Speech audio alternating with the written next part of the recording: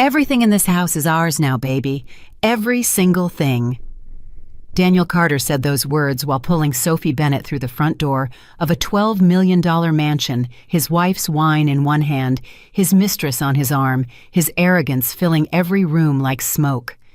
He walked her through marble hallways, opened a $4,000 wine cellar like it was his personal trophy case, and draped Victoria's diamond jewelry around another woman's neck. He had been living in that house for 11 years. His name had never once appeared on the deed. Not once. If you're new to this channel, hit that subscribe button right now and follow this story all the way to the end, because what happens next will shake you to your core. Drop a comment and tell me what city you're watching from. I want to see exactly how far this story travels. Now let's go back to the beginning. Victoria Hayes had not always been the kind of woman who kept secrets. There was a long time, nearly 14 years of marriage, when she believed that honesty was the foundation of everything she was building. Her company, Apex Shield Cybersecurity, was built on transparency on firewalls, on the principle that every breach must be identified and contained before it spreads. She believed the same about her marriage. She believed that if something was wrong, you talked about it. You sat down at the kitchen table, you looked the person you loved in the eyes, and you said, "Something is wrong between us and we need to fix it." She had said those words to Daniel Carter twice in the last 3 years. Both times he had kissed her forehead, told her she was overworked, and suggested she take a weekend trip to Napa Valley to decompress. Both times she had believed him. She would not make that mistake a third time. It was a Tuesday in March when everything changed. Not dramatically, not with thunder and lightning the way people imagine a life-altering moment should look. It was quiet. It was almost ordinary. Victoria was sitting at her desk at 11:45 at night reviewing a merger proposal for a company in Singapore when her personal phone buzzed with an alert from the mansion's private security system. She almost ignored it. She was exhausted. She had been in back-to-back meetings for 16 hours. Her coffee had gone cold 2 hours ago. The merger documents were sprawled across her desk like a small city of paper, and her eyes were burning from the screen light. But something made her look. The alert was a motion sensor notification someone had entered through the side gate of the property. The same side gate that Daniel had installed 2 years ago for what he called easier access to the pool area. The same side gate that had its own separate keypad code, a code Victoria had never needed to use because she always entered through the main driveway. She opened the security feed, and the world she thought she knew simply folded. There was Daniel, wearing the navy blue blazer she had picked out for him last Christmas, the one that made him look distinguished, she had said. She remembered saying that. She remembered feeling proud standing next to him in it at a charity gala that same month, thinking, we look like a team, we look like partners, we look like two people who have built something real together. He was not alone. The woman with him was young, not slightly younger than Victoria, dramatically younger. She had long dark hair and was wearing a dress that caught the light in a way that told Victoria it was expensive. She was laughing at something Daniel had said, tipping her head back with the kind of carefree laugh that belongs to someone who has never had to carry anything heavy. Daniel had his hand on the small of her back. Victoria sat perfectly still at her desk for 43 seconds. She counted them later, replaying the footage. 43 seconds where she did not breathe properly, did not move, did not make a sound. Then she picked up her phone and called Marcus Webb. Marcus Webb was the best private investigator in Los Angeles. He was expensive, he was discreet, and he had worked with Victoria's legal team on 3 separate corporate fraud cases over the past 6 years. He answered on the second ring because Victoria Hayes was the kind of client whose calls you always answered. "I need you to start tonight," she said. No greeting, no preamble. "I'm sending you a photograph." Marcus was quiet for a moment, then, "Personal or professional?" "Both," Victoria said. "I think it might be both." She did not cry that night. People who know Victoria Hayes will tell you that she cried exactly once alone in the private bathroom attached to her office the following morning, after she had finished reviewing everything Marcus sent her in the first 12 hours of his investigation. She cried for 11 minutes. She had set a timer, though she would later insist to her closest friend Renata that she hadn't. "You set a timer to cry!" Renata had said, half horrified and half laughing, because Renata had known Victoria since college and knew that this was somehow completely plausible. "I needed to get it out," Victoria said, "and then I needed to be done." And she was done. Because grief for a woman like Victoria was not a season you lived in. It was a room you walked through. You felt every wall. You let yourself feel the cold of it, the dark of it. And then you found the door, and you walked out, and you did not go back. What came after grief for Victoria Hayes was something entirely different. It was clarity. The woman's name was Sophie Bennett, 26 years old, an aspiring lifestyle influencer with 43,000 Instagram followers, a consistent aesthetic of champagne and beachside sunsets, and a history of attaching herself to older, wealthy men. Marcus had a full profile within 24 hours. Sophie had met Daniel at a fundraising event 7 months ago, an event Victoria had been too busy to attend because she was finalizing a 7-figure contract in Austin. She had encouraged Daniel to go without her. He had gone, and come home kissing her cheek and saying the event was boring without her there. 7 months. He had been lying to her for 7 months with the casual ease of a man who had decided his wife was simply too busy to notice. Victoria noticed everything. But she was smart enough to know that what you did with information was more important than simply having it. And in the weeks that followed, as Marcus fed her a steady stream of photographs, phone records, credit card statements, and restaurant receipts, Victoria did something that very few people in her position would have had the discipline to do. She waited. She went to dinner with Daniel twice a week. She asked about his day.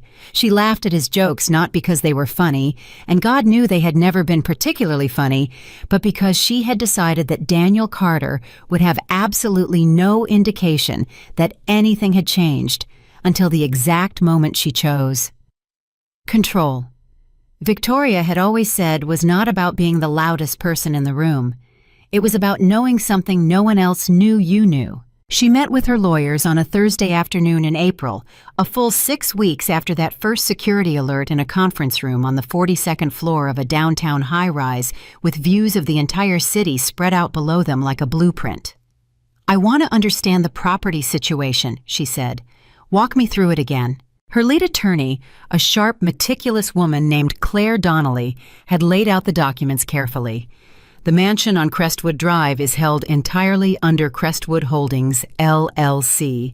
That LLC was formed 8 years ago, before your marriage reached the 10-year mark. Daniel Carter has never been listed as a member, an owner, or a co-signatory on any document associated with that entity. He's never asked. Claire allowed herself a small, careful pause. "You structure things carefully, Victoria. He may have assumed it was simply a tax arrangement." "Or he may never have cared enough to ask," Victoria said. The silence that followed said everything. She had purchased the mansion under the LLC, specifically because she had always, even in the happiest years, understood that she had built something with her hands and her mind that she could not afford to lose to poor judgment. It wasn't that she had suspected Daniel then. It was simply that Victoria Hayes did not build empires carelessly, and she did not structure her assets carelessly, and she did not at any level leave the things she loved unprotected. "What's his exposure if I file?" she asked. Claire opened a second folder. "Adultery in California doesn't directly affect asset division, but combined with what your investigator has found regarding the financial misconduct." Victoria held up one hand. "Tell me about the financial misconduct." And here was where the story shifted. Here was where it stopped being about a cheating husband and a younger woman and became something far more dangerous. Because Marcus Webb had not just found photographs, he had found wire transfers. 3 of them over the past 11 months routed through a shell account linked to a man named Gregory Harmon, the chief strategy officer of Meridian Technologies, Victoria's most aggressive corporate rival. Small enough amounts to pass a casual review, large enough when you looked at them in context to tell a very specific story. Victoria had looked at them in context. "When did the first transfer happen?" she asked, her voice completely level. Claire checked her notes.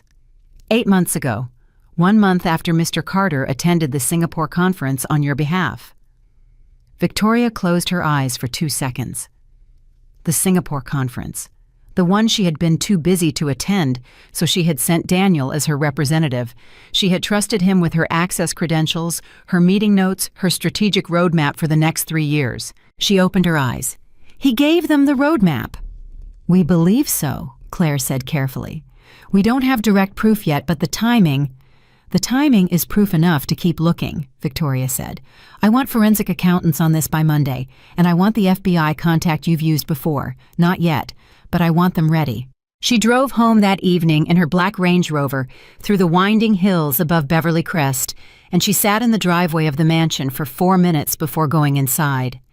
She looked at the house she had bought with her first major acquisition payout, the house she had designed from scratch with an architect she flew in from Milan, the house that had 2 guest suites and a chef's kitchen and a garden terrace that she had once imagined filling with the sound of children, though that particular dream had faded quietly somewhere in the last 5 years. She looked at the house that had her name on every document that mattered and his name on none of them. She went inside. Daniel was in the kitchen, reheating something, wearing a t-shirt and bare feet, looking comfortable and domestic and completely at ease. He turned when she came in and smiled at her, that broad, easy, handsome smile that had made her fall in love with him at a rooftop party in downtown Manhattan 14 years ago. "Hey," he said, "I ordered Thai. You eat yet?" "Not yet," she said. She set her bag down on the counter. She poured herself a glass of water. "How was your day?" "Good. Had lunch with the guys from the club, nothing special." He shrugged. "You look tired." "I am," she said. "Long day." "You should take a break soon," he said. "Maybe a weekend somewhere, just the 2 of us." She looked at him. At this man she had trusted completely, this man who had attended her company's board meetings and shaken hands with her investors, and stood beside her at every milestone that mattered, this man who had been quietly handing her life's work to her enemies while she worked herself to exhaustion to build something worth stealing. "Maybe," she said, and she smiled at him, and she went to bed. And she lay in the dark listening to him brush his teeth in the bathroom, listening to him set his phone on the nightstand with that particular soft click she had heard 10,000 nights in a row, listening to him settle into his side of the bed with the exhale of a man with absolutely nothing on his conscience. And she thought 6 more weeks. She gave herself 6 more weeks. She was going to need every single one of them. The plan she was building was not impulsive. Impulsive plans fell apart. Impulsive plans left gaps. Impulsive plans gave people like Daniel the space to maneuver, to lawyer up quickly, to call in favors from friends in high places, to disappear money into accounts she hadn't found yet. Victoria's plan would have no gaps. She brought in a second investigator, a woman named Diane Kim, who specialized in digital forensics and tasked her specifically with mapping every account, every transfer, every asset Daniel had moved or hidden in the past 3 years. What Diane found in the first 10 days made Claire Donnelly, who had seen 25 years of ugly divorces, visibly uncomfortable.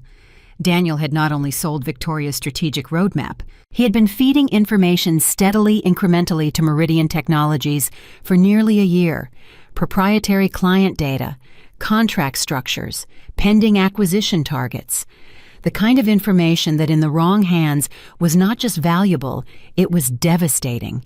2 of Victoria's clients, when quietly approached by Claire's team, confirmed they had received unexpected calls from Meridian in the past 8 months with very specific, very accurate information about offers Victoria had made them. He wasn't just cheating on his wife.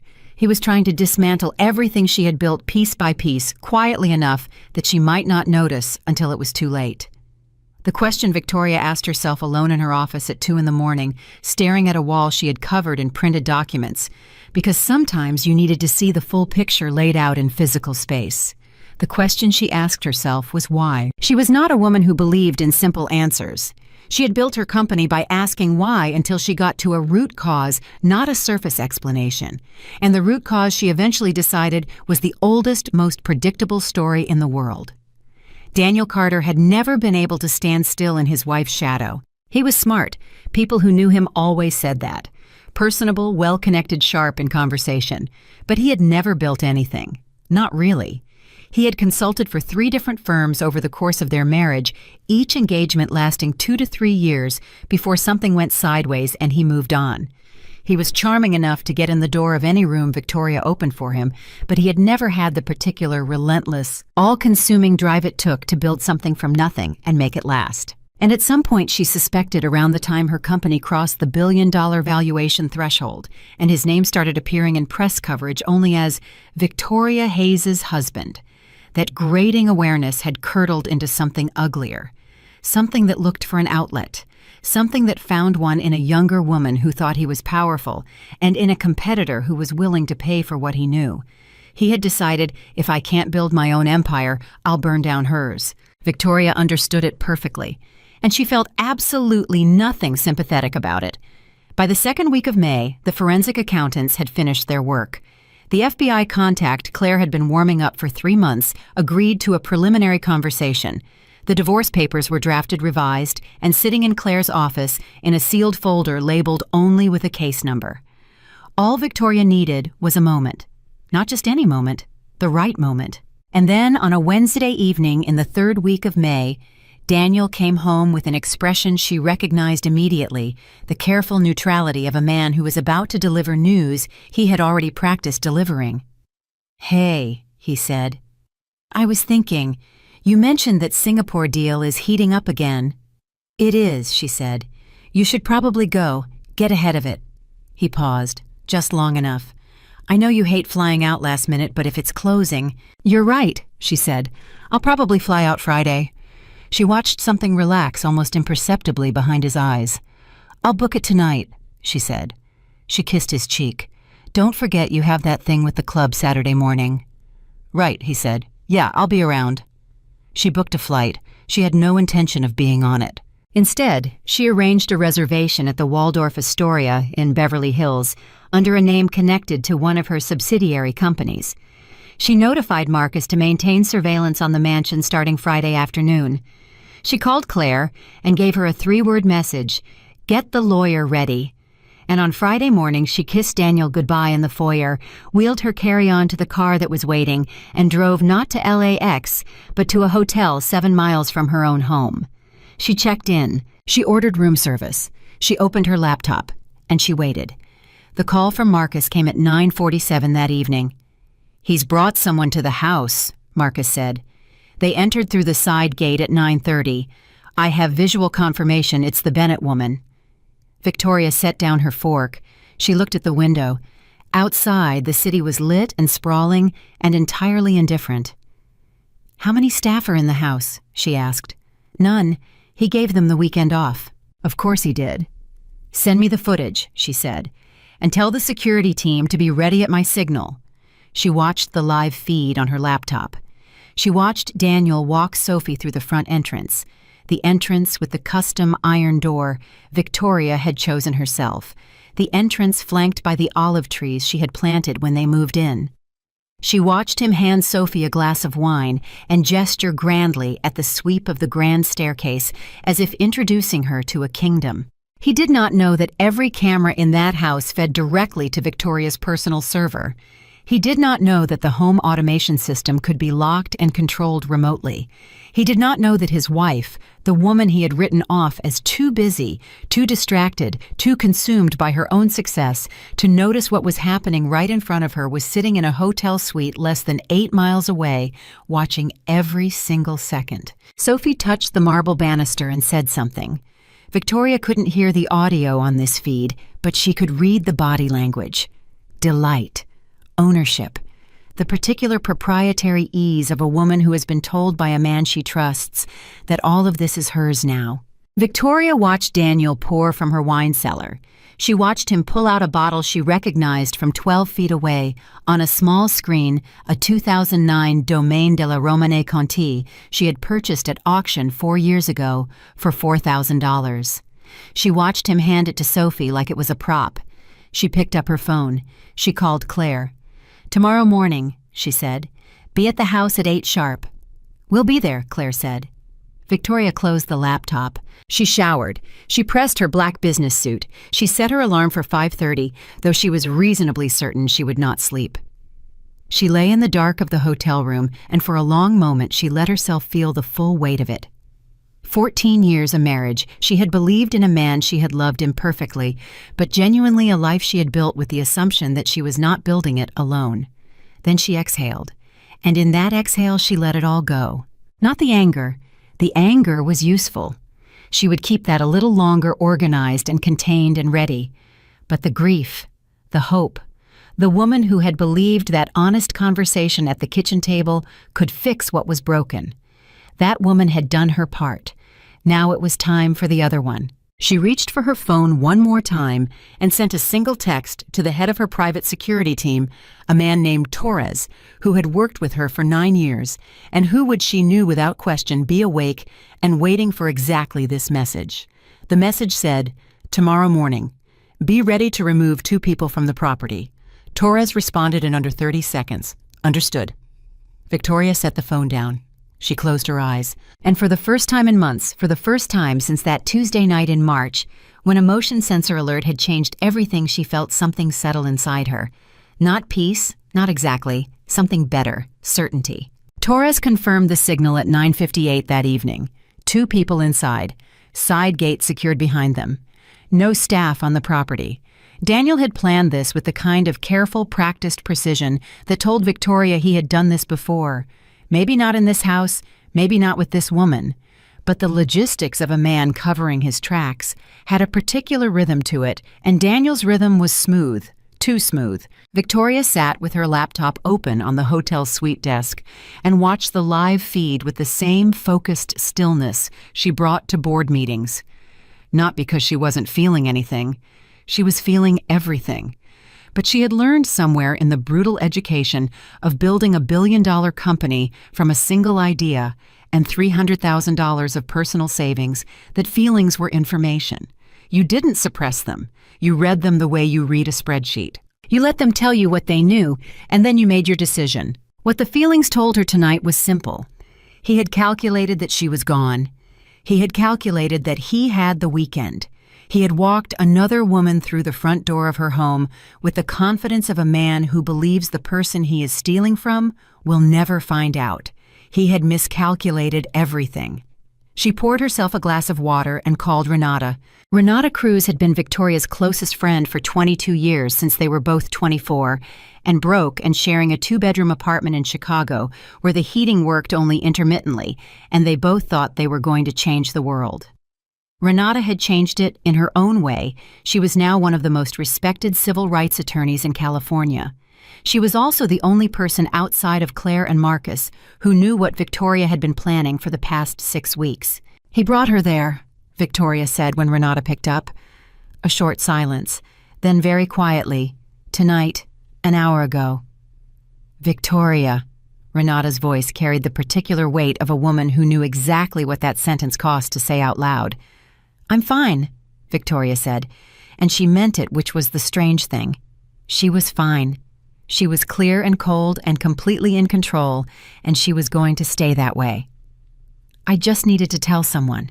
"You don't have to do this alone," Renata said. "I can be there in 40 minutes. "Stay home," Victoria said. "Tomorrow is going to be a long day. I need you sharp." "You're sure?" "I've been sure for 6 weeks," Victoria said. "I'm not stopping now." She hung up.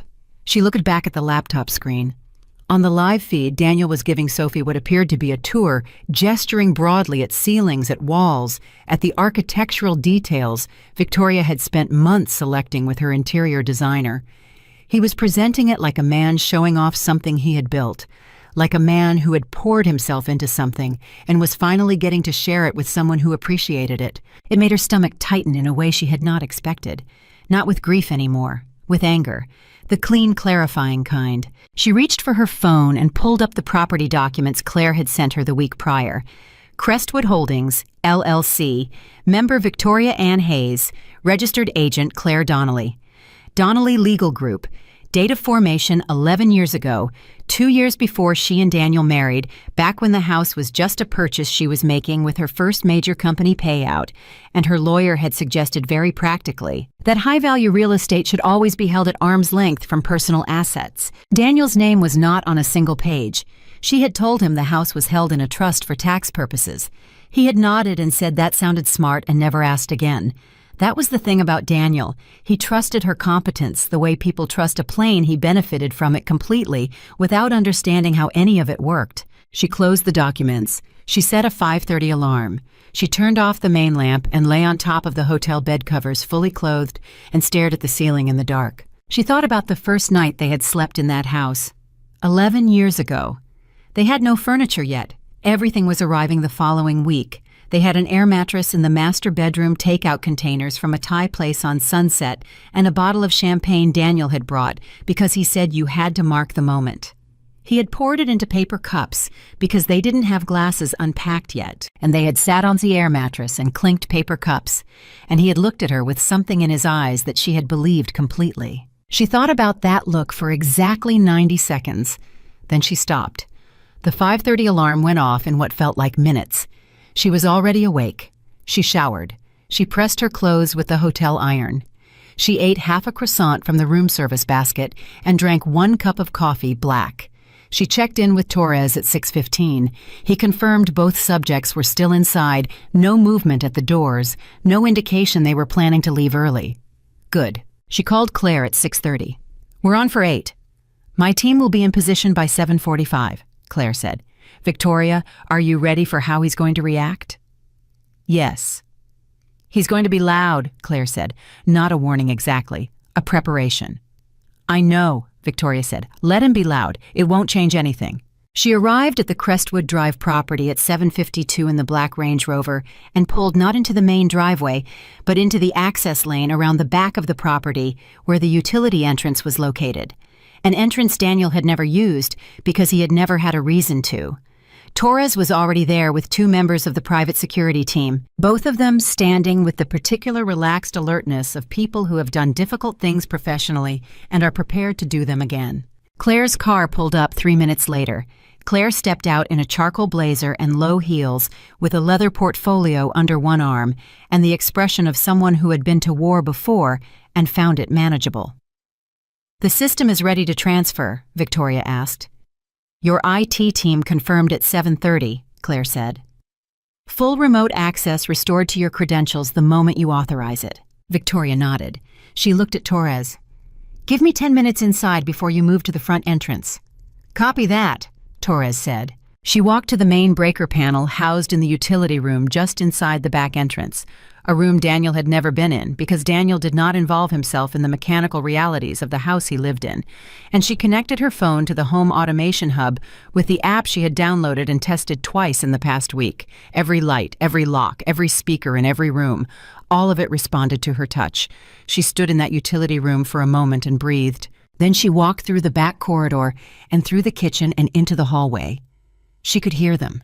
Daniel's voice, first low and easy, and carrying that particular tone he used when he was performing comfort, the voice he used when he wanted someone to feel that they were completely safe with him. She knew that voice the way you know a song you've heard 10,000 times. She had once found it reassuring. Standing in the hallway of her own home at 7:58 in the morning, listening to him use it on another woman, she felt nothing but a cold, surgical clarity. Sophie was laughing at something he said, a bright, unguarded laugh from the direction of the living room. Victoria stood in the hallway. She opened the home automation app on her phone, and she pressed the button that said, "Restore Master Access." What happened next lasted approximately 4 seconds and changed everything. Every light in the mansion snapped to full brightness simultaneously, not gradually, not gently, but all at once, a sudden flood of harsh white light that would have been disorienting to anyone who was not expecting it. The music that had been playing somewhere in the living room cut off in the middle of a note, replaced by absolute silence. Then the security system engaged with a series of sharp electronic tones, and through every speaker in every room, a calm, automated voice said clearly, "Unauthorized access detected. Master credentials restored. Property secured." The silence that followed lasted almost 3 full seconds. Then Daniel said very sharply, "What the—" And Victoria walked into the living room. She did not rush. She did not raise her voice. She walked in the way she walked into boardrooms with complete ownership of her own body and complete certainty about why she was there. Daniel was standing near the couch. Sophie was beside him closer than she had been a moment ago. She had instinctively moved toward him, when the alarms triggered the way people move toward whoever they think is in charge when something frightening happens. She would spend the next few weeks understanding how badly she had misjudged which person in that room was actually in charge. Daniel saw Victoria and went absolutely white. Not pale, white. The color that happens when every single drop of blood in a human face makes a rapid and involuntary retreat. "Victoria," he said, and then nothing else, just her name, suspended in the air between them, like a question he already knew the answer to. She looked at him. Then she looked at Sophie briefly, the way you look at something that has confirmed what you already suspected. Then she looked back at Daniel. "This house was never yours, Daniel," she said. She said it quietly. She did not need to say it loudly. The home automation system had already ensured that every room was perfectly acoustically still. Her voice carried without effort. Daniel blinked. Something was moving behind his eyes. She could see it. The rapid calculation, the assessment, the search for the angle that would give him ground to stand on. She had watched him do this in business conversations. She had always found it impressive before. Now she recognized it for what it actually was, a man who had never fully believed in anything he said, searching for the next thing to say. "What are you talking about?" he said. He found his footing faster than she expected. She had expected shock to hold him longer. She gave him internal credit for the recovery, the way you give credit to an opponent for a good move, even when you're going to win. "This is our home. You're not even supposed to be. You were on a flight." "I wasn't on a flight," Victoria said. Another beat of silence. Sophie said very quietly, "Daniel." "Don't," he said sharply to Sophie. Then back to Victoria.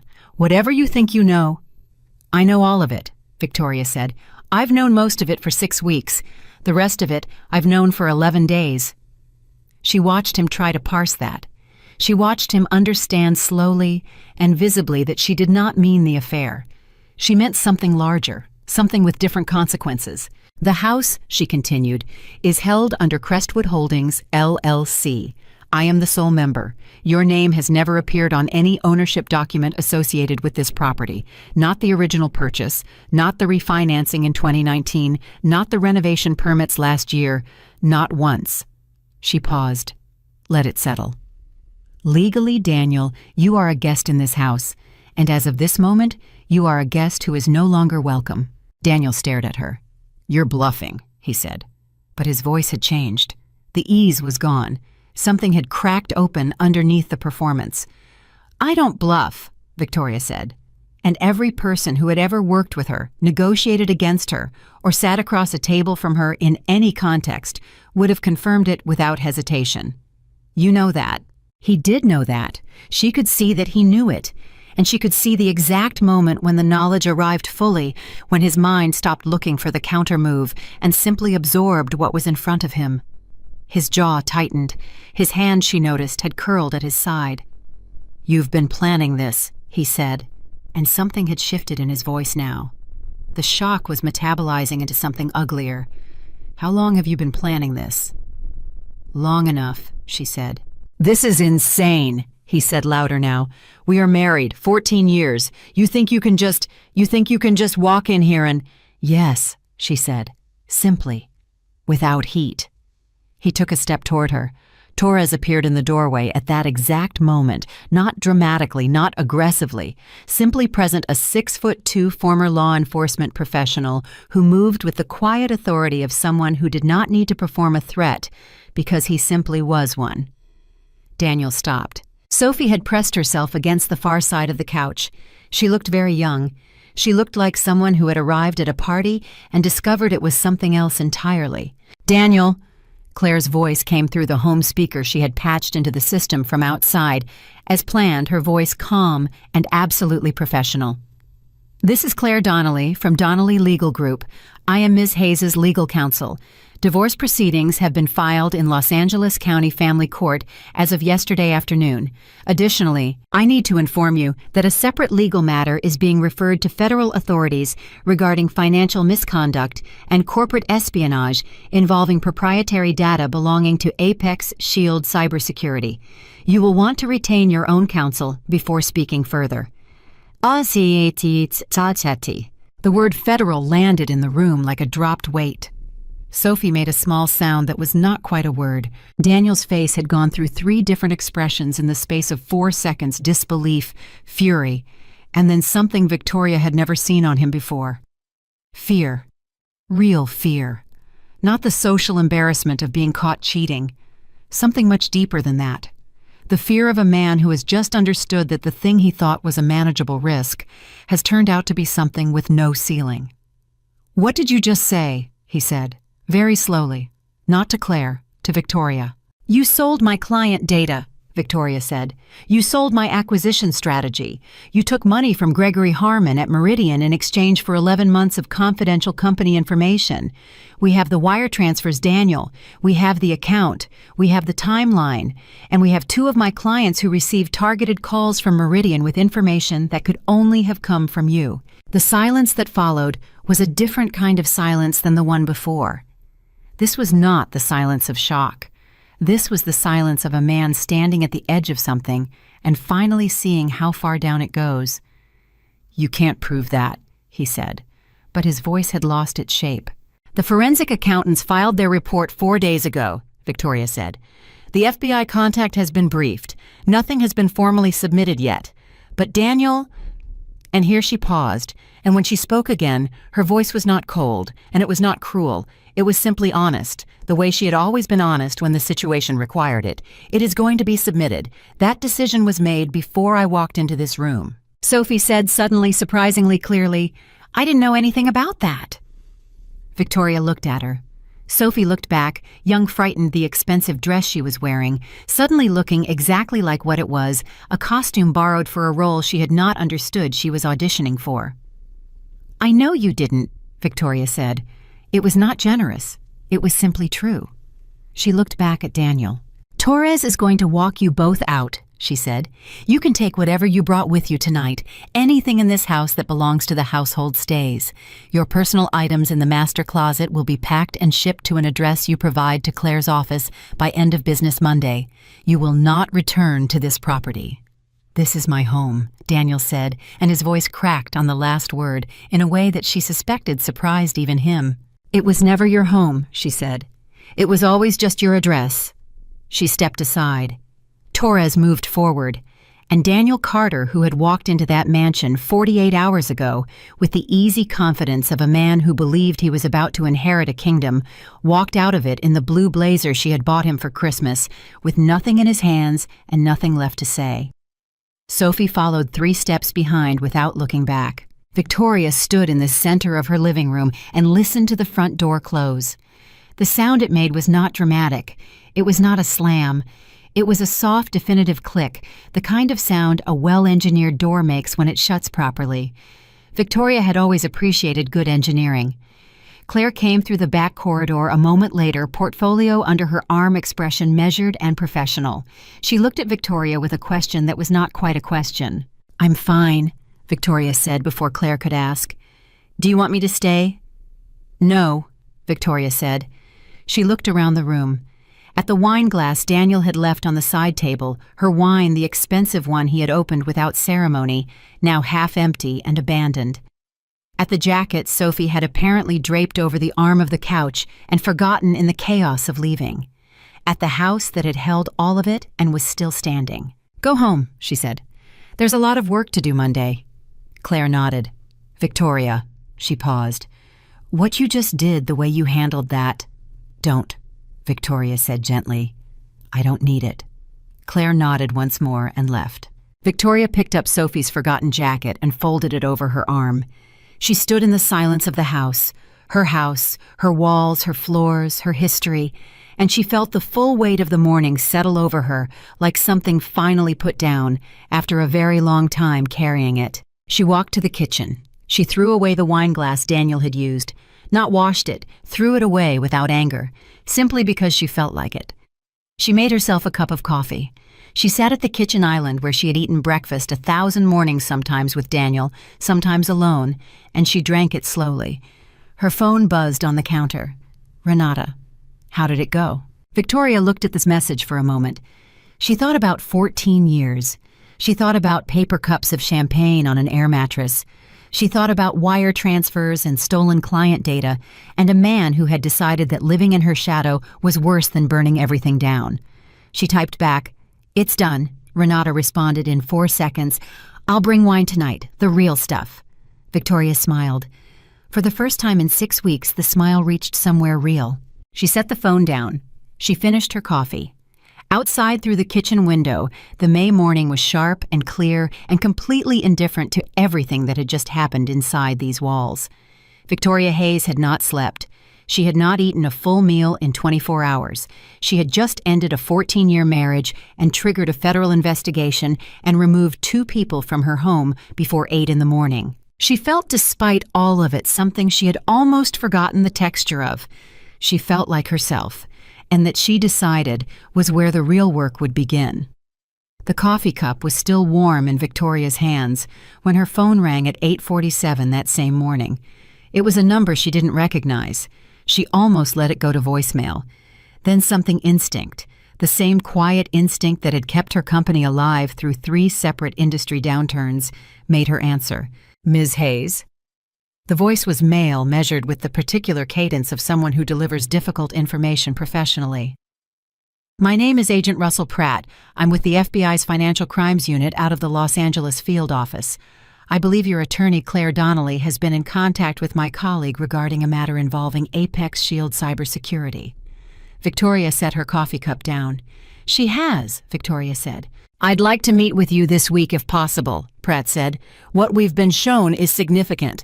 I want to be direct with you based on the preliminary materials. We're looking at potential violations of the Economic Espionage Act wire fraud and possibly CFAA, depending on how the data access is characterized." Victoria absorbed this, the way she absorbed all consequential information completely. Still eyes focused on a fixed point brain moving faster than her face showed. "When would you like to meet?" "Tuesday morning works for us," Pratt said. "We can come to your office if that's more comfortable." "My office is fine," she said. 8 o'clock. She hung up. She sat with the silence for a moment. Then she called Claire. "The FBI just called me directly," she said. A beat. Then Claire said carefully, "That's faster than I expected." "They want Tuesday morning." Victoria paused. "Claire, what does Economic Espionage Act exposure mean for him?" Claire was quiet long enough that Victoria understood the answer before she gave it. "If they pursue it federally and it holds up significant prison time, we're not talking civil penalties, we're talking criminal prosecution." Victoria had known this was a possibility. She had understood it intellectually for weeks. But hearing it said out loud plainly on a Saturday morning in her own kitchen made something shift in her chest that she hadn't anticipated. Not sympathy. She was honest enough with herself to know it wasn't sympathy. It was something more complicated, the particular weight of understanding that a choice you made is going to have consequences that cannot be undone. She had made the choice with full awareness. She stood behind it completely. But she felt the weight of it anyway, because she was a human being, and feeling the weight of things was what separated her from the kind of person Daniel had turned out to be.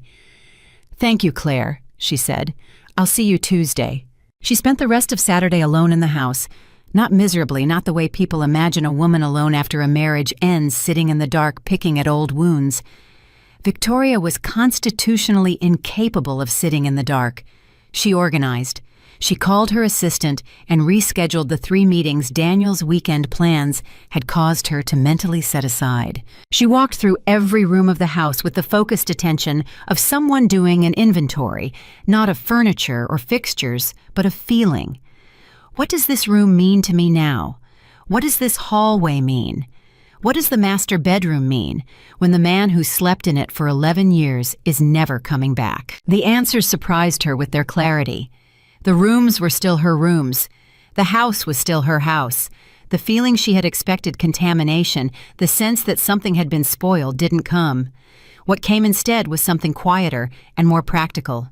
This is mine. It has always been mine. And now I get to decide what it becomes next. She called her architect on Sunday morning. His name was Marco Reyes, and he answered sounding slightly groggy because it was 8 in the morning on a Sunday, and most of his clients had the decency to wait until at least 9. "Marco," she said, I want to talk about repurposing 2 of the guest suites and the East Wing conference room. A pause. Repurposing for what?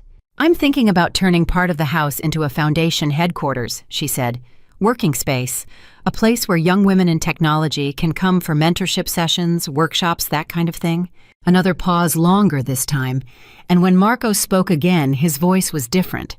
The groggy edge was gone, replaced by the particular energy of a creative person encountering an idea they want to get their hands on. That's a significant structural rethink, he said.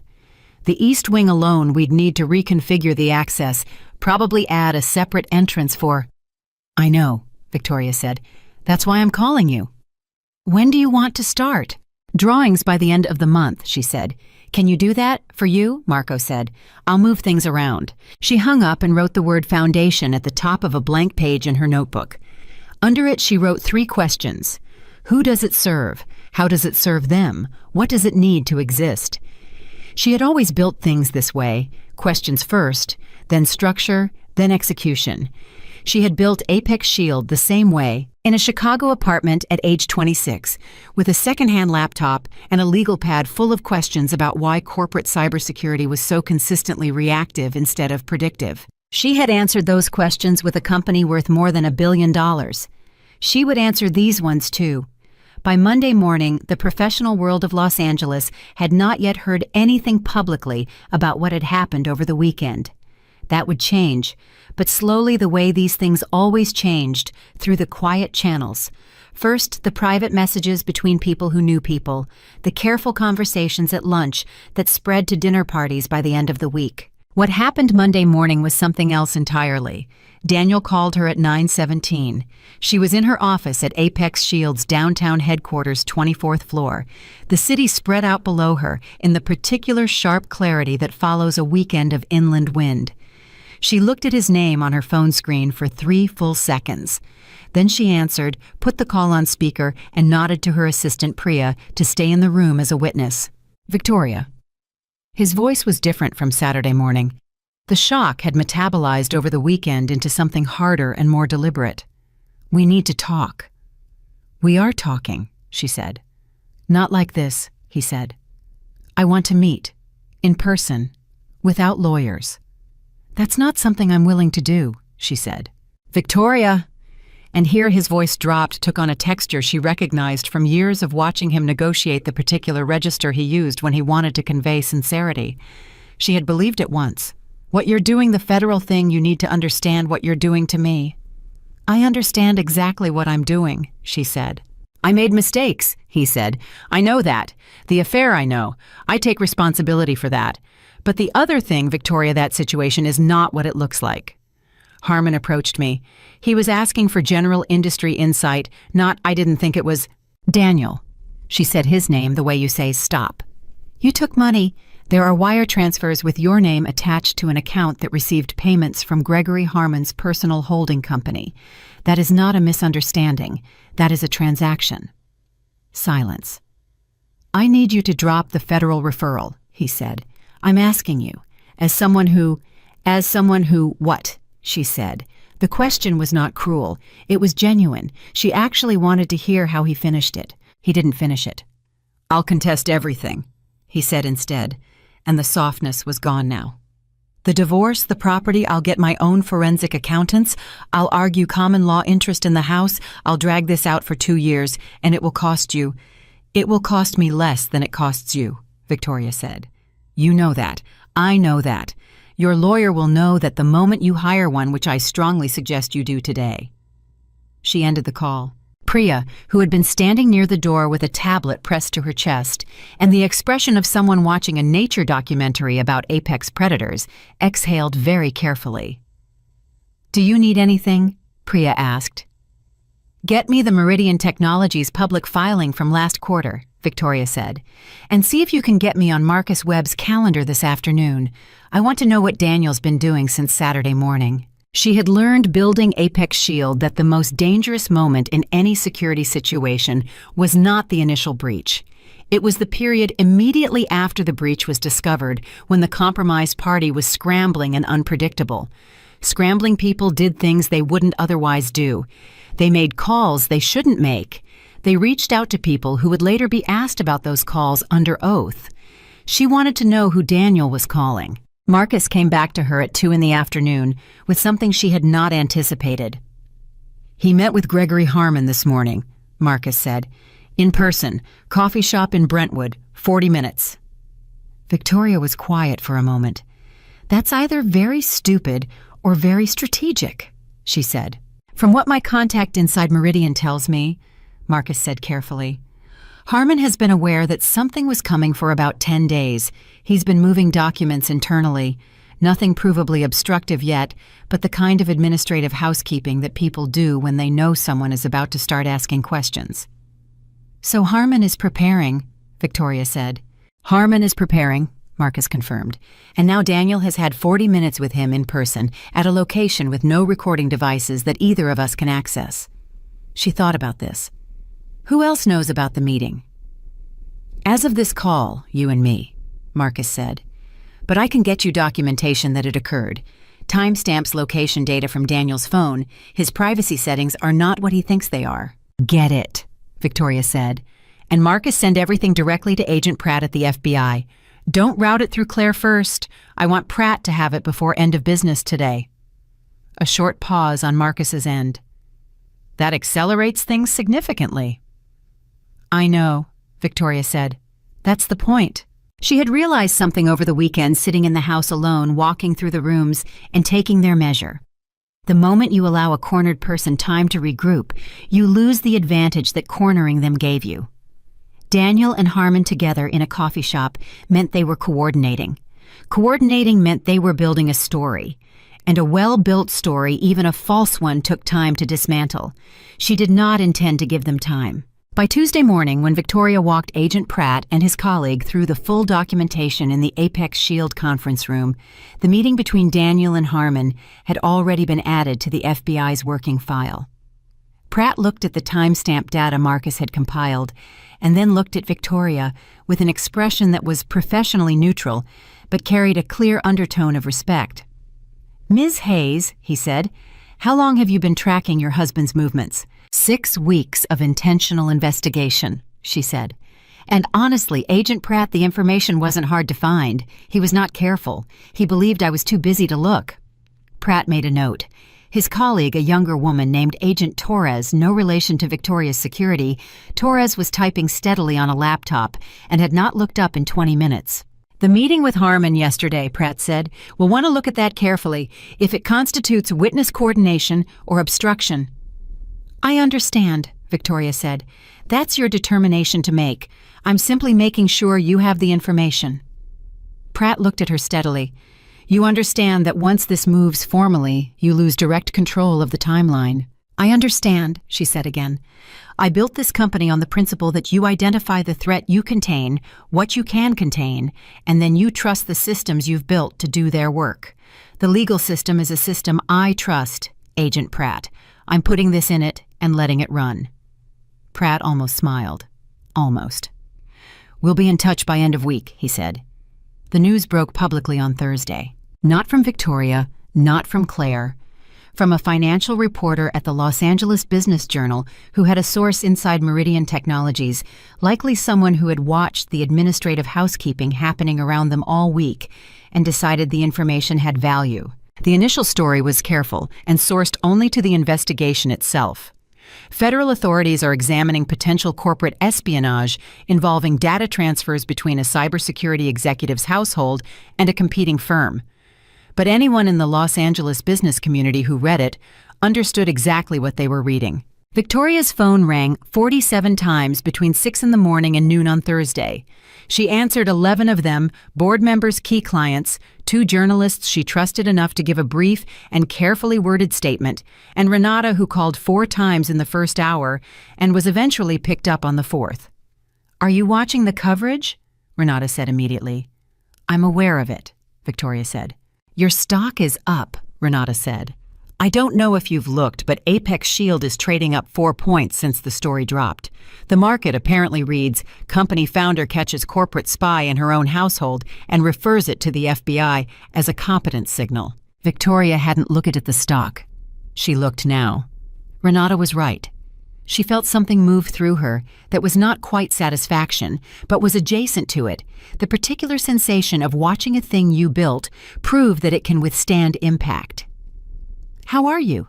Renata asked, dropping the professional register. "Tired," Victoria said. It was the most honest thing she had said to anyone all week. "And fine, both at the same time." "That tracks for you," Renata said. "Are you eating?" "Renata, I'm serious. Are you eating actual meals, or are you doing that thing where you exist entirely on coffee and forward momentum?" "I had lunch," Victoria said. "What did you have?" A pause. "Half a sandwich." "Victoria." "I'll eat dinner," she said.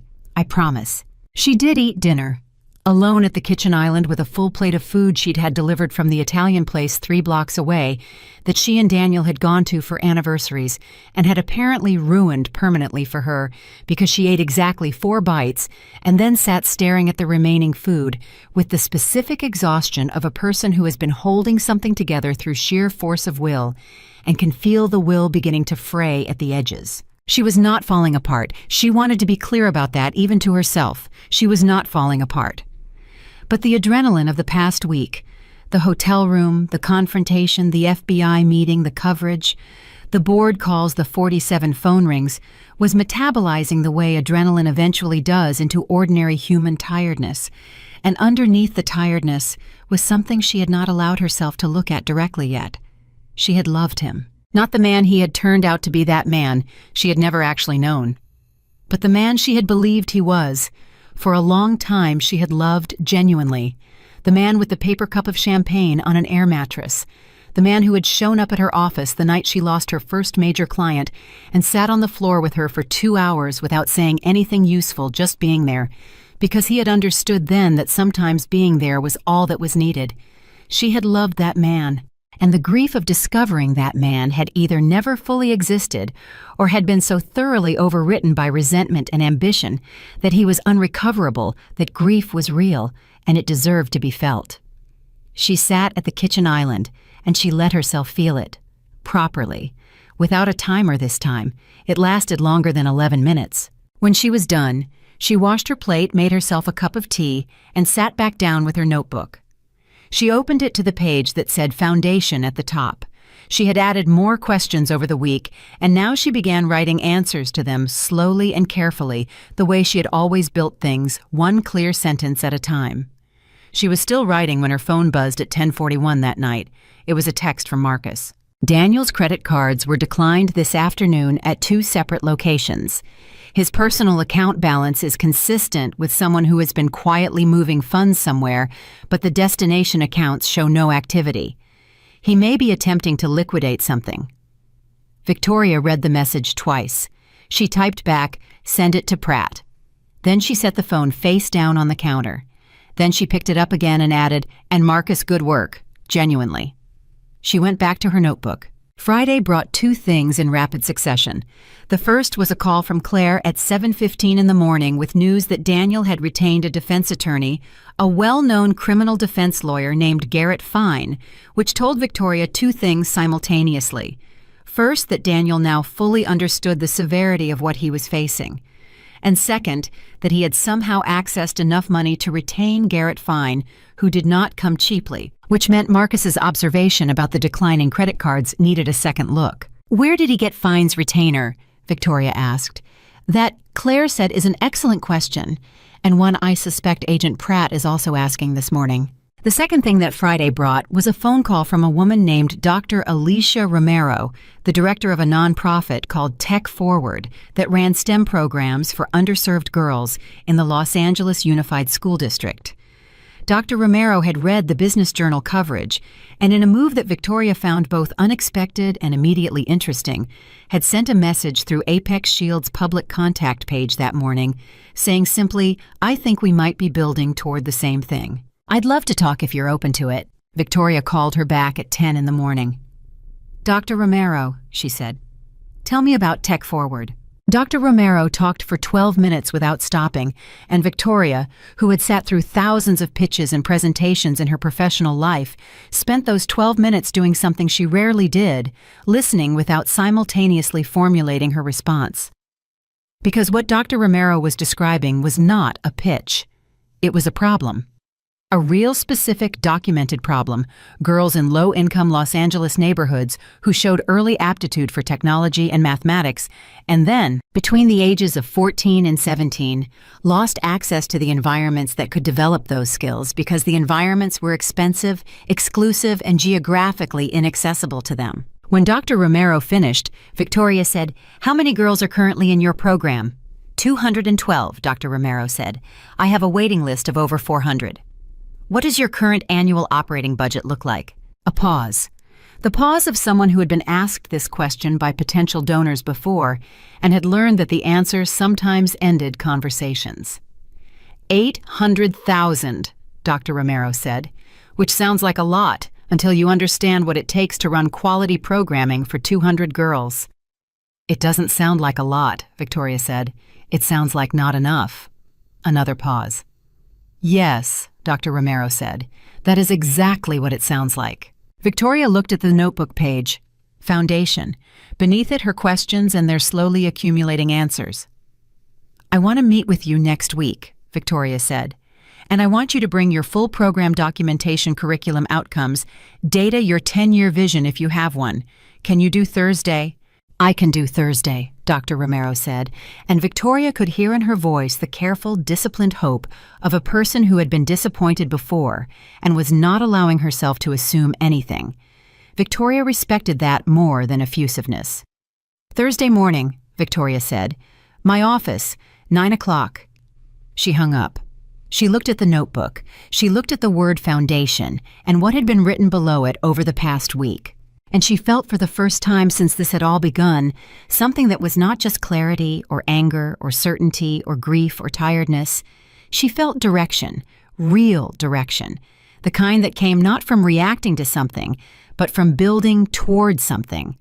The kind she had felt 20 years ago in that Chicago apartment with a legal pad full of questions and absolutely no guarantee that any of it would work. That feeling, she had learned, was worth following, whatever it cost to follow it. Her phone lit up on the counter, a news alert from the Business Journal. She picked it up and read the headline, "FBI confirms active investigation into Meridian Technologies executive amid Apex Shield data breach allegations. Sources suggest second individual under review." Second individual. Daniel. She set the phone down. She closed the notebook. She turned off the kitchen light and went to bed at a reasonable hour for the first time in 2 weeks. And she slept soundly and completely the dreamless sleep of a person who has done what needed to be done and has already turned her mind toward what comes next. The following Monday started the way consequential weeks often do, quietly, with the deceptive calm of a morning that has no idea what it's about to become. Victoria was at her desk by 7:15, coffee in hand, working through a stack of client communications that her team had flagged over the weekend. The Apex Shield inbox had been unusually active since Thursday's Business Journal story, not with cancellations as she had quietly prepared herself for, with the opposite. 3 clients who had been in late-stage negotiation had accelerated their timelines. 2 prospective clients who had been sitting on proposals for months had requested urgent meetings, and 1 client, a financial services firm in Boston that Victoria had courted for 2 years without success, had sent a message through their general counsel saying they were ready to move forward on a contract. Priya brought the message in printed form the way she did with communications she considered significant and set it on Victoria's desk without a word. Victoria read it. She set it down. She picked up her coffee. "Schedule the Boston call for Wednesday afternoon," she said. "Already blocked," Priya said, and left. Victoria allowed herself exactly 5 seconds of private satisfaction. Then she moved to the next item. The satisfaction was genuine, but it was not the point. The point, the thing she had understood since she was 26 years old, building something from nothing, in a Chicago apartment, was that a company's reputation was not a fixed asset. It was a living thing. It required constant tending. And the way the market had responded to the past week's events told her something important. People in her industry had been watching, and what they had seen was not a company in crisis.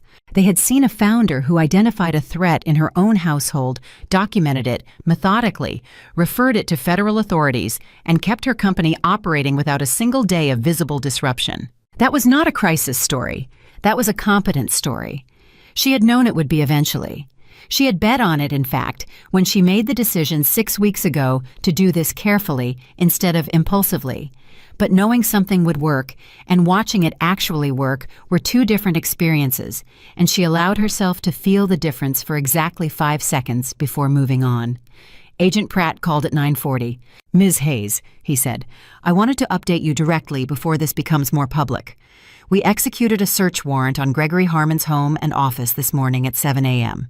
Victoria set her coffee down. "And we found documentation that goes significantly beyond what your investigator initially provided," Pratt said. "The data transfers were more extensive than the 3 wire transactions. We're looking at a relationship that began approximately 14 months ago, not 11, and there's a fourth party involved that we're still identifying." "A fourth party?" Victoria processed this. "You're telling me there's someone else who was receiving information?" "Or facilitating the transfer of it," Pratt said. "We don't have full clarity yet. I'm telling you because you're the victim in this, and you have a right to know the scope is wider than initially understood. I'm also telling you because there's a possibility that some of what was transferred involved your personal financial information, not just company data." The sentence landed with a particular weight: personal financial information. She thought about what that meant. Her personal accounts, her personal holdings, the LLC documents, Crestwood Holdings. "Are you saying he may have been trying to expose the property structure," she said slowly, "to use it as leverage in a future divorce proceeding?" "That's one interpretation we're exploring," Pratt said carefully.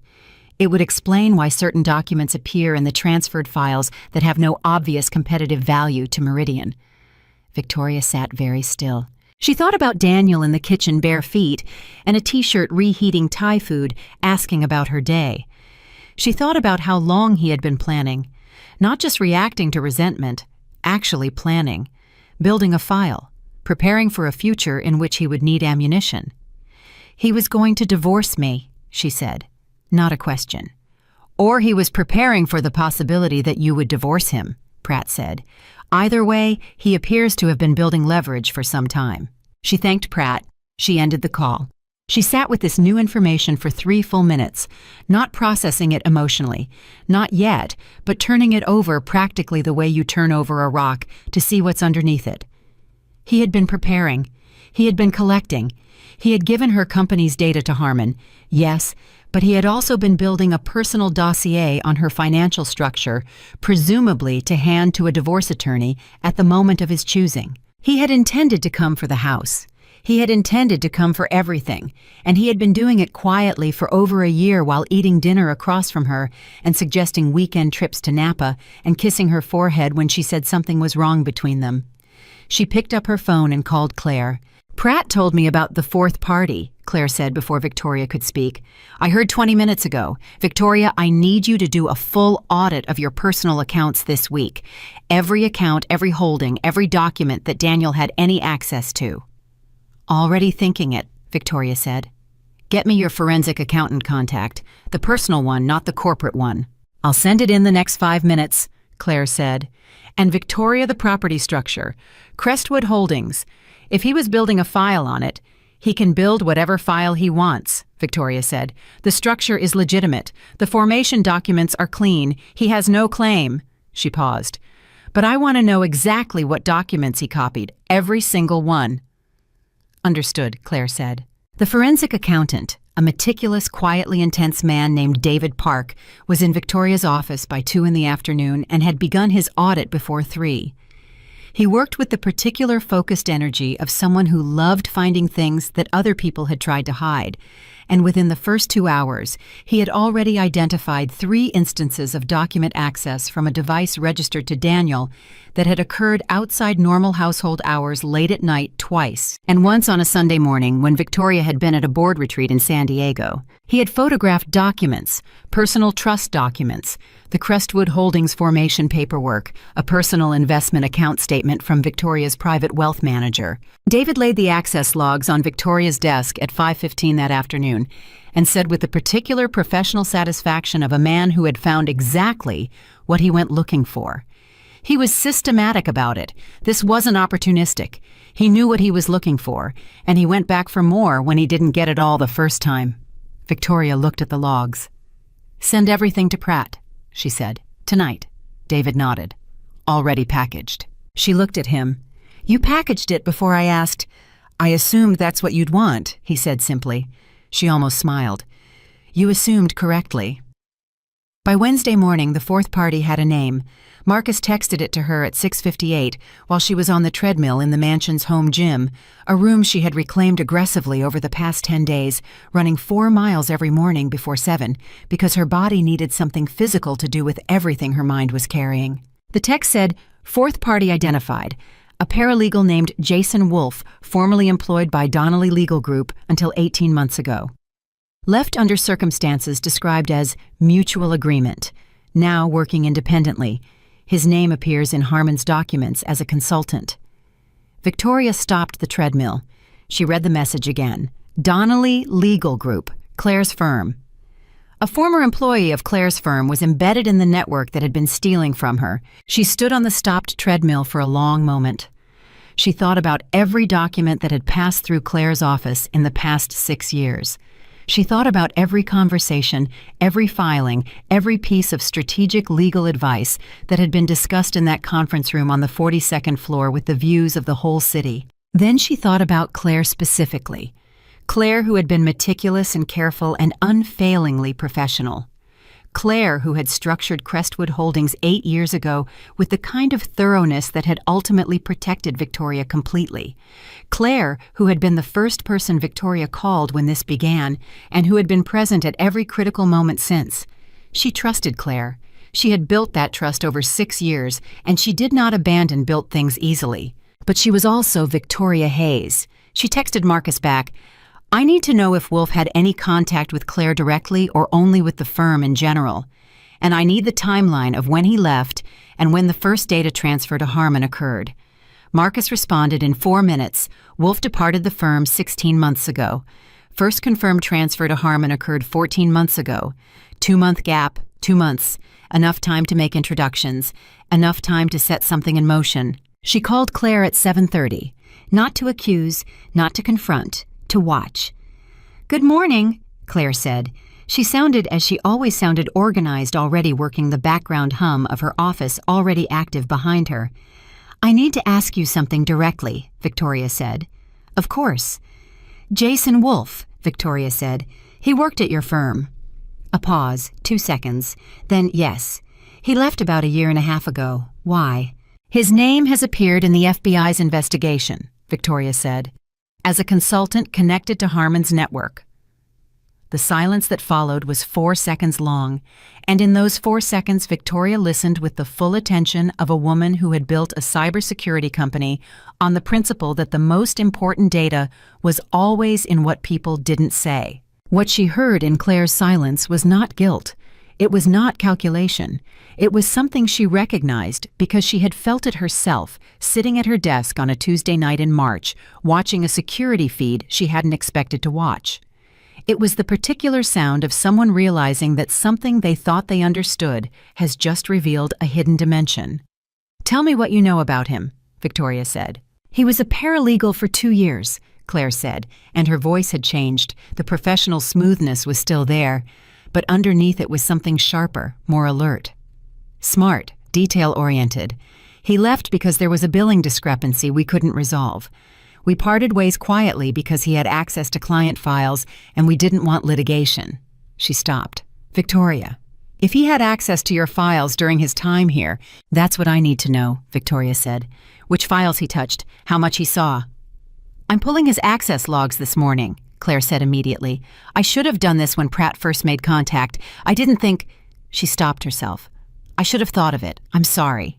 "Don't be sorry," Victoria said. "Just get me the logs." The logs arrived by noon. Wolf had accessed Victoria's files on 14 separate occasions during his time at the firm. Routine paralegal work, mostly preparation of standard documents. But on 3 occasions, he had accessed the Crestwood Holdings formation file. And on one of those occasions, 8 days before his departure from the firm, he had printed it. He had walked out of Claire's office with the blueprint of Victoria's most protected asset in his jacket pocket. And then 2 months later, he had handed it to Gregory Harmon. Victoria forwarded everything to Pratt without comment. Pratt called her back in 40 minutes. "Ms. Hayes," he said, and his voice carried the particular quality of a federal agent who is watching a case expand in real time. "We've just issued a warrant for Jason Wolf, and I want you to know that what you've provided this morning has materially changed the scope of this investigation. We're now looking at 3 individuals and a coordinated effort that spans nearly 16 months. "What does that mean for the timeline?" Victoria asked. "It means this moves to a grand jury faster than we originally projected," Pratt said. "Potentially within the next 3 to 4 weeks." She thanked him. She ended the call. She sat in her office and looked at the city through the 24th floor windows and allowed herself to feel the full, complex reality of what this investigation had become. She had started with a security feed alert about a man coming through a side gate with a woman who was not his wife. She had ended up at the center of a federal investigation involving 3 people, 14 months of coordinated data theft, and a coordinated legal strategy designed to strip her of everything she had built. She thought about what that said about the nature of betrayal, how it was never as simple as the surface story. There was always something underneath, something older and more calculated. The affair had been the visible layer, the thing designed to be found eventually, the thing that would dominate the emotional narrative, while the real work happened in the background. She had found the real work. Thursday morning, 9 o'clock. Dr. Alicia Romero walked into Victoria's office with a canvas tote bag full of program documentation, a 3-year outcome report, and the quiet, grounded energy of a woman who had spent 15 years building something real in conditions that did not make building things easy. Victoria stood to meet her. They shook hands, and Victoria looked at this woman, mid-40s, natural hair, wearing a blazer that was professional, without being expensive, carrying the particular quality of someone who had learned to do a great deal with a little and felt an immediate, instinctive recognition. She knew what this person was. She was a builder. "Sit down," Victoria said. "Tell me everything." Dr. Romero talked for 20 minutes, and this time Victoria did ask questions, precise, specific questions about curriculum design and outcome metrics, and what success looked like for a girl at 14 versus a girl at 17, and how you measured the delta between where a student started and where she ended up, and what the attrition rate was, and what drove it. Dr. Romero answered every question without hesitation, which told Victoria that she lived inside this data every day and had thought about it from every angle. 212 girls, Victoria said when they had been through the documentation. 400 on the waiting list. 431 as of last Friday, Dr. Romero said. "What would it take to double your capacity in 18 months?" Victoria asked. Dr. Romero blinked. It was the first moment of visible surprise she had shown. "Realistically, I don't ask any other way," Victoria said. Dr. Romero thought for a moment, not performing the thought, actually thinking, her eyes focused somewhere in the middle distance, her hands still on the table. "Space," she said. "Qualified instructors, and qualified means something specific. It doesn't just mean technically skilled, it means people who understand the particular challenges these girls face. Technology infrastructure, because what we're running on currently is—" She paused, and something like embarrassment crossed her face. "It's held together with good intentions." "And funding," Victoria said. "And funding," Dr. Romero said. "Sustainably, not a single grant that disappears in 2 years. Structural funding." Victoria nodded slowly. "I'm converting part of this property into a foundation headquarters," she said. "East wing, separate entrance, meeting and workshop space. It'll be ready in 4 months based on my architect's current timeline." She looked at Dr. Romero. "I want Tech Forward to anchor the programming there, not as a tenant, as a founding partner." Dr. Romero was very still for a moment. What does that mean structurally? It means I fund the infrastructure, Victoria said. You run the programming. We co-develop the curriculum expansion together because I have specific ideas about what young women in technology need that I want to contribute. But you run it. Your vision, your people, your outcomes. I provide the resources and the platform. Dr. Romero looked at her carefully. Why? Victoria appreciated the question. A lesser person would have simply said yes. Because I built something, she said.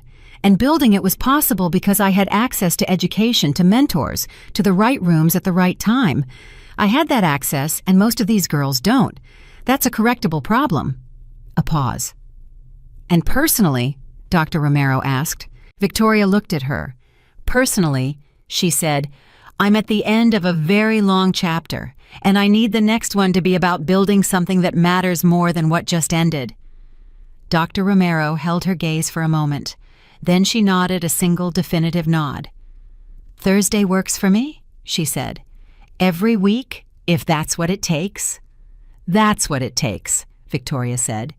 They shook hands again. After Dr. Romero left, Victoria sat at her desk and looked at the notebook page with foundation at the top and all the questions and answers accumulated below it over the past 2 weeks. She picked up her pen and wrote one more line at the bottom. It said, "This is what it's for." She was still looking at it when Priya knocked and came in with an expression that Victoria recognized as the one she wore when she was carrying news she wasn't sure how to deliver. "What is it?" Victoria said. "Daniel Carter was arrested this afternoon," Priya said. "It's on the news. Federal agents arrested him at an apartment in Culver City at 2:15 Faha." Victoria looked at Priya. She thought about Culver City far from Beverly Crest, far from the clubs and the charity galas, and the life Daniel had built inside hers. A small apartment in Culver City was what you ended up with when the address you'd been using wasn't yours to keep. "Thank you, Priya," she said. Priya nodded and left. Victoria turned her chair toward the window. Outside, the city ran in every direction, indifferent and endless, and full of people building things and losing things and starting over. She had always loved this view for exactly that reason.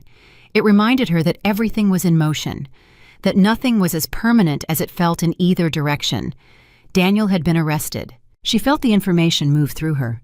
Not triumph, not relief exactly. Something quieter. Something that felt like the closing of a chapter she had been reading for a very long time. She thought about him in that apartment. She thought about what it felt like to be a man who had stood in a $12 million mansion 3 weeks ago, telling a woman it was all his, and was now sitting in a federal holding room with nothing. She thought about it. And then she thought about the 431 girls on a waiting list in Los Angeles who had not yet been given access to the rooms that could change their lives. She picked up her phone. She texted Marco, the architect. "Can we move the East Wing timeline up? I want drawings in 3 weeks, not 4. Marco responded in 7 minutes. "I'll make it work." She set the phone down. She looked at the notebook one more time. At foundation, at the questions, at the answers. At "This is what it's for." She picked up her coffee, which had gone cold while Dr. Romero was there, and she drank it cold anyway, because she had never had time to wait for things to be perfect before using them. The sun was moving west over the city, throwing long light through the windows, and Victoria Hayes was already 3 steps into what came next. The grand jury convened on a Tuesday morning in June, 3 weeks after Daniel's arrest in a federal courthouse downtown that Victoria had driven past 100 times without ever imagining she would have cause to care about what happened inside it. She was not required to be there. Pratt had made that clear. The grand jury process did not need her physical presence, her documentation, her testimony from the previous week's deposition, and the forensic evidence compiled by David Park and Marcus Webb would carry the weight. She could stay at her office. She could go about her day. She went about her day. She was in a mentorship session with 4 girls from Dr. Romero's Tech Forward program when Pratt texted her at 11:43. The session was being held in the east wing of the mansion, which Marco had moved heaven and his entire project schedule to get usable within 3 weeks. Not fully finished, the walls were still primer white, and the furniture was borrowed folding tables and mismatched chairs. But the space was clean and the Wi-Fi was fast, and the 4 girls sitting around that table were 15 and 16 years old, and had collectively spent the past 90 minutes asking Victoria questions so specific and so sharp that she had found herself genuinely reaching for answers rather than delivering prepared ones. Her phone buzzed on the table beside her laptop. She glanced at the screen. Pratt. "Give me 2 minutes," she told the girls, and stepped into the hallway. "Grand jury returned an indictment," Pratt said without preamble. "All 3 Carter Harmon Wolf, 22 counts between them. Wire fraud, economic espionage, unauthorized computer access. Carter faces 11 counts individually." Victoria leaned against the hallway wall. 11 counts. "What's the exposure?" she asked. "If convicted on all counts," Pratt said, "we're looking at a sentencing range that starts at 12 years and goes up from there, depending on how the judge weights the espionage counts." 12 years. She let that number exist in the air for a moment without attaching feeling to it. 12 years was not something she had sought. She had not wanted to destroy Daniel. She had wanted to stop him, to document him, to hand the documented truth to the systems designed to handle it, and to walk away with what was hers intact. The 12 years was the system's response to what Daniel had done, not hers. But she did not pretend it didn't affect her. "Thank you, Agent Pratt," she said, "for everything." "Ms. Hayes," Pratt said, and his voice carried something she hadn't heard in their previous conversations, a warmth that went beyond professional. "I've been doing this for 19 years. The quality of documentation your team provided, the way you managed this entire situation, it made our job significantly easier. That matters." She thanked him again and went back into the room with the 4 girls. They were talking among themselves when she returned a conversation about a coding problem. One of them had been working on the kind of animated, slightly competitive technical debate that Victoria recognized instantly because she had been in 1,000 versions of it herself, starting from her college dorm room at 20 years old. She stood in the doorway for a moment without announcing herself, just watching, and felt something move through her that she did not immediately have a word for. It took her a moment to identify it. It was hope. Uncomplicated, ungriefed, completely clean hope. The kind she hadn't felt in a long time. She walked back in and said, "Okay, show me the problem." She spent another hour with them. When they left with Dr. Romero, who had driven them from their school in Inglewood, and who exchanged a look with Victoria at the door that carried a week's worth of conversation. In 2 seconds, Victoria stood alone in the primer white East Wing room and looked at the 4 folding tables and the mismatched chairs and the fast Wi-Fi that was currently doing nothing, and she thought, this is what the house is for now. She called Renata. "Grand jury indicted all 3, she said. Renata was quiet for a moment. Then, "How do you feel?" "I was just in a room with 4 16-year-old girls who are going to build things that matter," Victoria said. "That's how I feel." Renata made a sound that was not quite a laugh and not quite something else. "You know you're allowed to feel multiple things simultaneously." "I know," Victoria said. "Do you—" A pause. "There's a part of me," Victoria said carefully, "that feels something like sadness. Not for him, not for what he did or what he's facing because of it, but for the version of the relationship I thought I was in for 14 years, for the time that went into something that was not what I believed it was." "That's allowed," Renata said. "I know it's allowed," Victoria said. "I'm just telling you I feel it. That's different from needing permission." "Fair enough," Renata said, and her voice was warm and precise in the way that had made her one of the best attorneys in California, and also one of the best people Victoria had ever known. "What do you need right now?" "Nothing," Victoria said, and meant it completely. "I just wanted to tell you." The divorce finalized 6 weeks later on a Friday afternoon in August, in a courtroom that handled the procedural reality of it, with the brisk efficiency of a system that processed dozens of these every week. Claire was there. Victoria was there. Daniel's attorney, Garrett Fine, was there, wearing the expression of a man who had spent the past 2 months discovering that his client had significantly less to offer in negotiation than originally represented. Daniel was not there. He was not required to be, and he had chosen not to be, which Victoria had expected. She had seen him once since the morning she walked into the living room and said this house was never yours. A brief accidental proximity in the courthouse corridor 3 weeks earlier during a scheduling hearing where he had been wearing a suit that was not one she recognized and had looked at her with an expression she had spent some time afterward trying to categorize. It was not anger. The anger had been in that phone call in May when he threatened to contest everything and drag it out for 2 years. The anger had burned through quickly the way anger did when it had no real fuel beneath it. What she had seen in the courthouse corridor was something quieter and harder to look at. It was the expression of a man who had arrived at the full understanding of what he had lost, not through betrayal, not through bad luck, but through choices he had made deliberately and systematically over more than a year. The understanding that you have done this to yourself was a different kind of weight than any other, and it showed on a person in a specific way. She had nodded at him. One small, civil nod. He had looked away. That was the last time she saw Daniel Carter in person. The judge signed the final decree at 2:47 in the afternoon. Claire squeezed Victoria's arm once briefly and said nothing, which was exactly right. Victoria thanked the judge, collected her copy of the documents, and walked out of the courthouse into August sunlight that hit her face with the particular warm directness of a Los Angeles summer afternoon. She stood on the courthouse steps for exactly 1 minute. She was not performing anything for anyone. There were no cameras, no journalists, no audience. It was just her and the sunlight and the city moving indifferently around her.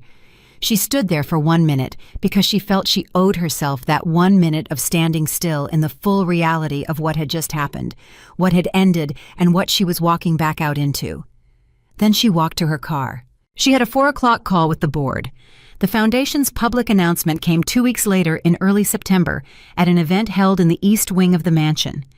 Now properly finished, the walls painted a warm white that Marco had specified carefully, the furniture real, and carefully chosen the separate entrance that he had added, making the space feel genuinely distinct from the private residence while still sharing the property's particular quality of solidity and intention. 60 people attended, board members, key clients, Tech Forward's existing program graduates and their families, 15 girls ranging in age from 16 to 22. Some of them already in college, one of them a 20-year-old named Jasmine, who had been in Dr. Romero's program for 4 years, currently completing her sophomore year studying computer science at UCLA on a full scholarship. Jasmine spoke at the event. Victoria had not asked her to. Dr. Romero had mentioned that Jasmine wanted to, and Victoria had said yes without hesitation because she understood instinctively that the most important voice in that room was not hers. Jasmine spoke for 7 minutes. She talked about being 14 and feeling like technology was a room that had been built for someone else. She talked about the first time she sat in a Tech Forward session and understood that the room could be rebuilt. She talked about what it felt like to be 20 years old and walking toward a future she had designed herself. She did not mention Victoria by name until the very last sentence, and when she did, she said only, "I'm here because someone decided that doors should open." Victoria, sitting in the second row, pressed her lips together. She breathed through her nose. She did not cry, but it was closer than it had been in a long time. After the event, when the room had thinned to the handful of people helping Dr. Romero's team clean up, Renata found Victoria standing near the window with a glass of water and the look of someone who was very full of something and processing it quietly. "The Iron Queen of Silicon Valley," Renata said, dropping into the chair beside her. She had seen the Business Insider profile that had run the previous week, a long, carefully reported piece about Apex Shield's performance since the investigation became public. Victoria's decision to create the foundation and the broader question of what it meant when a woman built something her partner tried to take and the building held. "I didn't choose that name," Victoria said. "No one chooses their title," Renata said. "That's how you know when it fits." Victoria looked at her. "Does it fit?" Renata looked back at her evenly. "You caught corporate espionage in your own household, removed 2 people from your property before 9 in the morning, triggered a federal investigation, finalized a divorce, launched a foundation, and just listened to a 20-year-old tell a room full of people that you opened a door for her." She paused. "What do you think?" Victoria thought about it for a moment. She thought about a Tuesday night in March and a security alert she almost didn't look at. She thought about 43 seconds of stillness. She thought about Marcus Webb picking up on the second ring and Daniel's hand on the small of Sophie Bennett's back and an air mattress and paper cups of champagne and 14 years that were both real and not what she thought they were, simultaneously without contradiction. She thought about 4 girls around a folding table arguing about a coding problem with the specific heat of people who care deeply about getting something right. "I think," she said carefully, "that the title is less important than the door." Renata smiled. "The real one, not the professional one." "That doll," she said, "is going in the biography." "There's not going to be a biography," Victoria said. "There's absolutely going to be a biography," Renata said. Victoria almost laughed. Almost. She took a sip of water. She looked around the room, her east wing, her foundation's first real space, and felt the particular settled quality of a thing that has found its right use. The trial date was set for February. Pratt had kept her informed at every stage, and what the prosecution had built was substantial, the kind of case that made Garrett Fine, from all indications, reaching Victoria through appropriate channels, visibly uncomfortable in pretrial hearings. 11 counts against Daniel, 7 against Harmon, 4 against Wolfe, who had already entered into preliminary cooperation discussions with the prosecution, which told its own story about the confidence levels involved. Victoria did not follow the legal proceedings obsessively. She checked in with Claire once a week, absorbed the relevant updates, and moved on. She had learned over a long career of building things that there was a point in any process where you had done everything you could do, and the outcome was in the hands of the system. You could monitor, you could stay informed, but obsessing over what you could no longer control was a form of energy expenditure that produced no output, and Victoria Hayes had never been interested in expenditure that produced no output. What she was interested in was the waiting list. 431 girls as of the Friday before the foundation announcement. By the end of September, after the event, coverage ran in 3 local publications, and the Business Insider profile picked up additional distribution. The list had grown to 612. She and Dr. Romero met every Thursday morning. The meetings had evolved from the formal documentation-heavy sessions of the early weeks into something more fluid. 2 people who thought about the same problems from different angles, talking through them together with the specific productive friction of genuine collaboration. Dr. Romero pushed back on Victoria's instinct to scale quickly. Victoria pushed back on Dr. Romero's caution about infrastructure investment. They argued, occasionally with real heat, and consistently arrived at something better than either of them had come in with. "You're doing that thing again," Dr. Romero said one Thursday morning in October, 3 months into their partnership, looking at a proposal Victoria had drafted for a second cohort expansion. "What thing?" Victoria said. "The thing where you solve for the maximum possible outcome without fully accounting for the human capacity required to get there," Dr. Romero said. She said it without apology, the way she said everything directly, specifically with the confidence of a woman who had spent 15 years learning exactly what she knew. "You're projecting a 150-girl expansion in 9 months.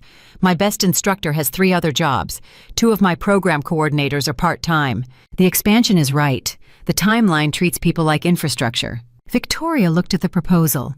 She looked at Dr. Romero. "You're right," she said. Dr. Romero blinked. She had not expected it to be that easy. "You're right," Victoria said again. "Revise the timeline. Tell me what 9 months actually gets us and what 12 gets us, and we'll work from there." Dr. Romero revised the timeline. 12 months got them 110 girls.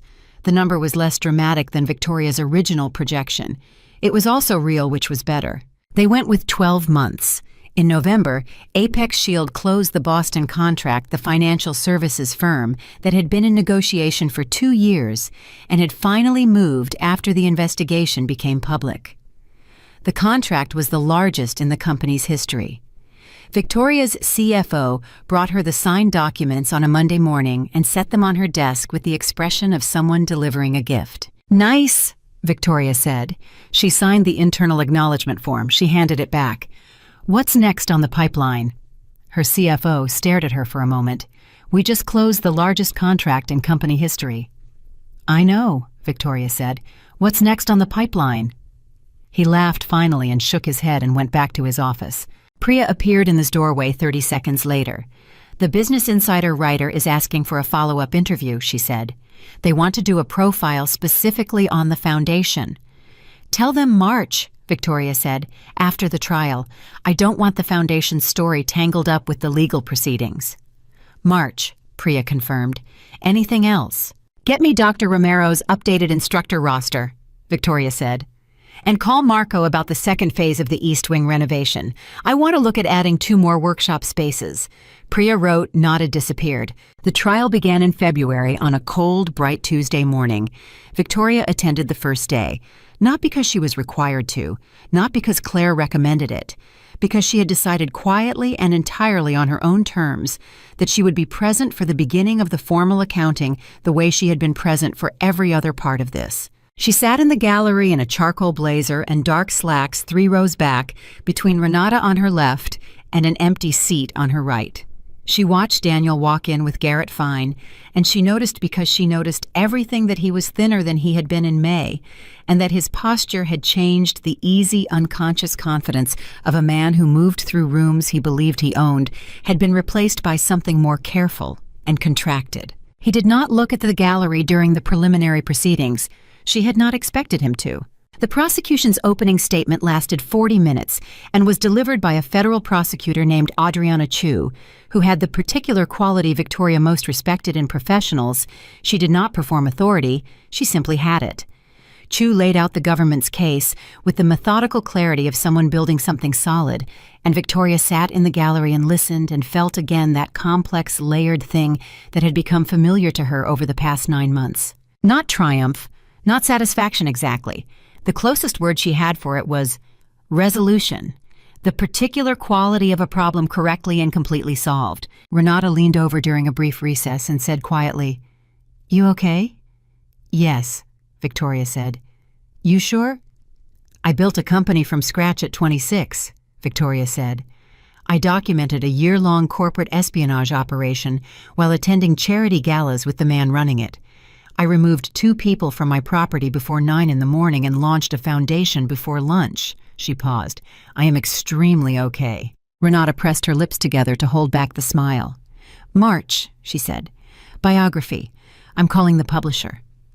Victoria left the courthouse after the first day's proceedings and drove back to the mansion, her foundation's home, the house that had held 14 years of a complicated life and was now holding something new and clean and pointed in the right direction. She walked through the East Wing. The Thursday girls, that was what she had started calling them privately, the rotating cohort of tech-forward students who came for Thursday sessions, had left their work on the whiteboards, the particular beautiful mess of people thinking hard about something. Code fragments, flow diagrams, a question written large in green marker. What problem are you actually solving? She stood and looked at the question for a moment. She thought about a Tuesday night in March. A security alert, 43 seconds of stillness. The choice made in that stillness to respond not from pain, but from precision. She thought about what she had built before all of this, and what she was building now. She thought about Jasmine saying, "I'm here because someone decided that doors should open. What problem are you actually solving?" She picked up a marker. Underneath the question, in her own handwriting, she wrote, "The right one." She capped the marker, she set it down. Daniel Carter was convicted on 9 of 11 counts 4 weeks later on a Thursday morning in March, while Victoria was sitting at the folding table in the East Wing, now a real table solid oak that Marco had sourced from a craftsman in Pasadena with 6 girls from the new cohort working through a problem in network security architecture that one of them had brought from her AP computer science class. Pratt texted her at 10:47, 9 counts, sentencing in 6 weeks. She read it. She set the phone face down on the table. "Okay," she said to the 6 girls. "Walk me through your threat model again. You're missing something on the authentication layer." The girl who had brought the problem, her name was Destiny. She was 17. She had the focused, slightly impatient energy of someone who thought faster than she could type, leaned forward and started explaining. Victoria listened. The sun came through the east wing windows, and the city moved in every direction outside, and Daniel Carter's verdict settled into the permanent record of things that had happened and could not be undone, and Victoria Hayes sat at a solid oak table in the house that had always been hers, and did exactly what she had always done. She built. Not because anyone was watching, not to prove something to the man who had tried to take everything from her, not for the profile or the title or the story that would eventually be written about all of it. She built because building was what she was the truest, most essential thing about her. The thing that had survived the marriage and the betrayal and the grief and the long, complicated year of dismantling what needed to be dismantled. The woman Daniel Carter had tried to break was the same woman who had built everything he had tried to steal. And she was still here, still building, still the architect of every room he had ever stood in. And that every single part of that had always only entirely been hers.